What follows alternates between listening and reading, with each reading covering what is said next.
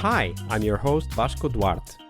Welcome to the Scrum Master Toolbox podcast, where we share tips and tricks from Scrum Masters around the world. Every day, we bring you inspiring answers to important questions that all Scrum Masters face day after day. Hello everybody, welcome to our Wednesday, the Leading Change episode, this week with Matthias Kostwein. Hey Matthias, welcome back. Hi, thank you for having me back. Absolutely. So, Matthias, you are a product owner, and for our listeners out there, we're doing a bit of an experiment here this week. We're interviewing a product owner on their perspective on what are usually Scrum Master topics, which is awesome because we don't often get to hear from somebody else about how we are performing as Scrum Masters. And today is the change process. And obviously, product owners are very much involved in many different changes, whether it is Agile adoption or taking on a new backlog tool, or maybe learning how to plan better, like story mapping, whatever that might be. Product owners are also involved in that. So we wanted to tell us about a change process you were involved with, Matthias, from the perspective of the product owner. And as you tell us that story, highlights for us what were the things that actually worked to make that change take hold in the team or the organization. Okay, so it was about a year ago. I was asked by our senior management to join a project that had been run by a client-side platform product owner. So it was really to step in and take over a role that was originally handled by the client into an existing platform setup. So there was already a product owner on a team level available, but since the platform had a significant amount of stakeholders, they felt that they needed an additional platform product owner who was more leaning towards the client management and process optimization side. The former product owner from the client side was a developer who had done this as a side job and who was horribly overworked and essentially said, I'm no longer doing this. So they asked us to provide someone, and I was asked to step in. At this time, the team was already very overworked. They had some trust issues and difficult experiences with the client. And the client had a lot of high expectations and put a lot of pressure on the teams. So my task was very clear. I was to help streamline the processes on the client side, to make them more agile, to align with our roles. And on the other side, to find out what changes need to be made on team side to increase productivity and velocity. And with this, I was, of course, working together with the Scrum Master and the entirety of the team. So it was really important for me when I joined this that I do not join as someone who is who doesn't know the team and come in with someone knowing I know your process is better than you, because I don't. It was very important for me to come in and understand the points of the team. So I took about, I think, almost 1.5 months to talk with every single stakeholder, both on client and on team side. So I had conversations with almost everyone from the team, asked them about their challenges. I also talked with the Scrum Master, who was very much a team-focused Scrum Master. Because the client had such high expectations, the Scrum Master developed a very protective approach to the team. But in this, unfortunately, lost a bit of a delivery focus and a client focus. And that's also something we might talk a bit about later. So after looking at all of this for 1.5 months, I identified a few things. So it was more than one, but I want to highlight one that was initially very controversial with the team. Because one of the core complaints that the team had was too many small changes were being pushed into the scope and they drew away their focus. On the other hand, one of the main client complaints was we do not have enough capacity for small but important changes to the platform next to our big feature releases. So maintenance stuff, small platform improvements, topic like this.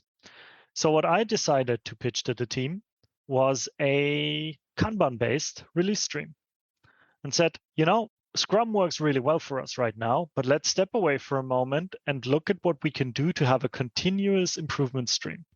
Something that allows you to focus on your big releases, but also satisfies the client need. And what we did is we implemented the second release stream with a capacity of about 1.5 to 2 developers. And every sprint. So you set aside capacity, basically. Yes. So I said, okay, we're going to have 1.5 to 2 developers from the team, and they would switch out. So every sprint, 1 or 2 developers would say, you know what, I'm going to work on the second release stream this sprint. And the effects were pretty dramatic almost immediately. We could use the second release stream with a very strict set of rules of what would go in there to onboard new members to the team. We could give experienced developers a sprint off, basically to say, look, you don't have to work on the super complicated thing. You can do a bit of more low maintenance work. And on the other hand, the client really had the feeling that we acknowledged their wishes and had significantly sped up delivery. And that was really controversial by the team in the beginning, because they're saying, yeah, but we're moving away from Scrum. We've been doing Scrum for years. Why should we try something else? So it was a lot of discussion. Scrum is working for us. Yes, exactly. Why should we change? The problem is the client, not us. Exactly, all of these. And then I basically asked them, like, you are also adverse to change right now, but you're all a big fan of Scrum. It says, look, you need to be agile. You need to try new things. Trust me, let's try this for a month. If you say it's shit, I'm more than happy to say I was an idiot and that's not going to work, but at least try it together, because I think, and I explained to them all the reasoning why we did it. We had a lot of discussions for almost an entire very long day about this. But in the end of the day, the team together decided it might be a good idea. Let's try it. And they were really happy now with it. And the client is really, really happy with the solution.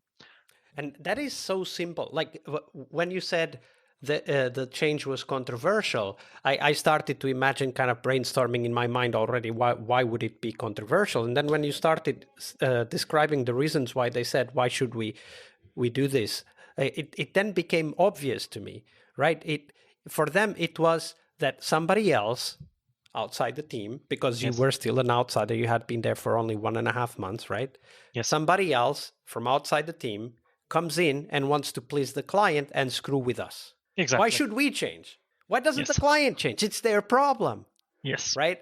So and that is so natural that teams or individuals react that way.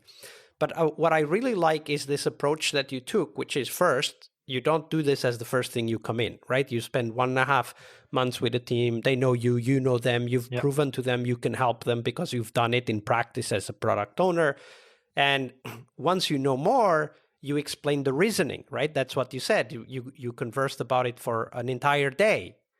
And then the final thing, which I think is the critical one for us as Scrum Masters listening to this story is, and then the team decided to give it a try. And I think that's key, because if they decide to give it a try, then it's their experiment from then on. It's not, Matthias's experiment anymore. It's the team's experiment. And if it doesn't work, we make it better or we drop it. It's fine. But we definitely find an alternative. We move on, right? We don't get stuck in this, we will not try it here. Absolutely. And I think it's also important as a product owner to relay this client feedback then to the team. I've seen that too often that the PO is somewhere off in the distance talking with the client and not a lot reaches the team. So it's really important then also for them to get the feedback. Look, the thing you're doing, they really like it. They're happy about it. Absolutely. Let them share in the success. The reinforcing feedback, right? Like the stuff that is going well, do mention it. And as product owners, people out there as product owners, they have a lot of influence in the team because the team looks up to the product owner. Great story. Thank you for sharing that, Matthias. You're welcome. Leading change is one of the core skills we must acquire, but it is only one of the steps towards our success as Scrum Masters.